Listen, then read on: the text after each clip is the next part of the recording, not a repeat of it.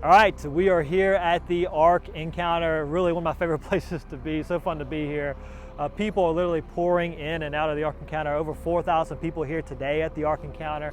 Over 2,000 at the museum, I think, thus far. I mean, it's just amazing to watch God work and bring people in. But you look at the Ark right now, and one of the reasons we built the Ark Encounter as a ministry was to show people the truthfulness of God's Word and to give them a better idea of what the real Ark might have looked like, the real dimensions. The Bible's clear. The Ark was over around 500 feet long and 85 feet wide and 50 feet tall with 3 different levels. And those are the dimensions that we built this replica with. So it gives you that nice understanding, that connection to reality. These are the real dimensions of the actual Ark. And it's a powerful visual. It truly is. Some people come up to the Ark and they're like, wow. Even secular journalists have come up to the Ark and said, wow, I never knew it was that big. Then they confessed maybe Noah could have fit those animals onto the Ark, which is really part of the purpose of the Ark Encounter. And so seeing it gives you a good idea of the real Ark, and also reinforces another idea, and that is this: the Ark was not a bathtub Ark. All right, so as we just mentioned outside, a lot of Christians and a lot of curriculums teach a fairy tale bathtub Ark, and we got a whole exhibit on that here at the Ark Encounter. And guys, this is not Noah's Ark. Let's go inside, take a look at some of this. These are actual books, actual curriculums, actual Christian kids books that we just collected, and they all present Noah's Ark as an overloaded bathtub. And we understand, you hear the noise behind me, kind of cool part of the exhibit. We understand the point of these books and all these different play sets. It's meant to be cute for kids, for them to be entertained, and we understand that idea. But also we recognize kids are so impressionable. And you show a kid a picture like the ones you see here on these books, it tells that kid that Noah's Ark, it wasn't a real boat, it was just a fairy tale, a bathtub Ark, not real history. And honestly, if you think about it, that's what the world is already really trying to press upon our kids, that the Bible's not a book of history, you can't trust it. And so we want to show our kids that the Ark was a real boat, it was a real vessel. This was not Noah's Ark. And the main reason can be summarized over here in this little display we have. We got the image of the serpent, the devil, wrapped around that saying, who says, if I can convince you the flood was not real, then I can convince you that heaven and hell are not real either. It kind of gets back to that core point. If you can't trust the Bible's history, why trust it about morality or salvation? And so that's why we're so passionate about being against those bathtub arks. And that's really why we had this whole exhibit.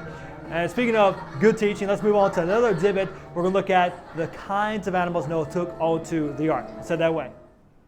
So we are on the second floor of the Ark Encounter in a special room. And we're here in this room, we're talking about the kinds of animals that Noah took onto the ark. Often skeptics will say there's no way Noah could fit all those millions of animals onto the ark. But the Bible's clear, Noah took 2 of each kind. Not 2 of each species, 2 of each kind. And the word kind in the Bible, for the most part, is equal to about the family level of modern day classification. So if you look here at this particular exhibit, we're giving you examples of the original, possibly dog kind and cat kind. And from those original kinds that got off the ark, produced all the variations of dogs and cats we see today. And so we've done a lot of research on this, and really a max number of kinds Noah would need to take on the ark to account for all the variations in animals we see today and in the fossil record would be roughly 1,400 total kinds.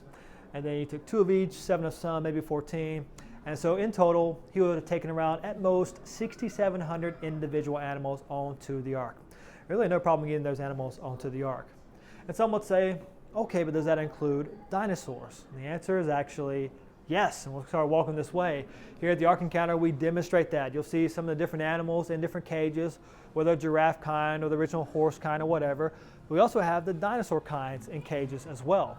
Because even though there were thousands of variations of dinosaurs, there's only around 60 to around 80 dinosaur kinds in total. Multiply by 2, not that many. And some would say, okay, not that many, but I mean, they were too big, right? But the average size of a dinosaur was about that of a bison, like a really big cow. So dinosaurs could have fit like the Spinosaurus or the Stegosaurus. They could fit because, here's another thing, that all dinosaurs had to start off small because they all hatched from eggs. And the biggest an egg can get is about the size of a football. And so all dinosaurs, whether it was the Stegosaurus or the Triceratops or the T-Rex, all started off about the size of a football and grew from there. And so most likely for many good practical reasons, God would have brought young adults to Noah to put inside the ark. Young adults of the giraffes, of the bison, of the elephants, of the dinosaurs. Just makes really good sense. And they are included in the number we put down for the number of kinds and total individual animals on the ark. And they fit with no problem. Again, God's word is confirmed as true time and time again.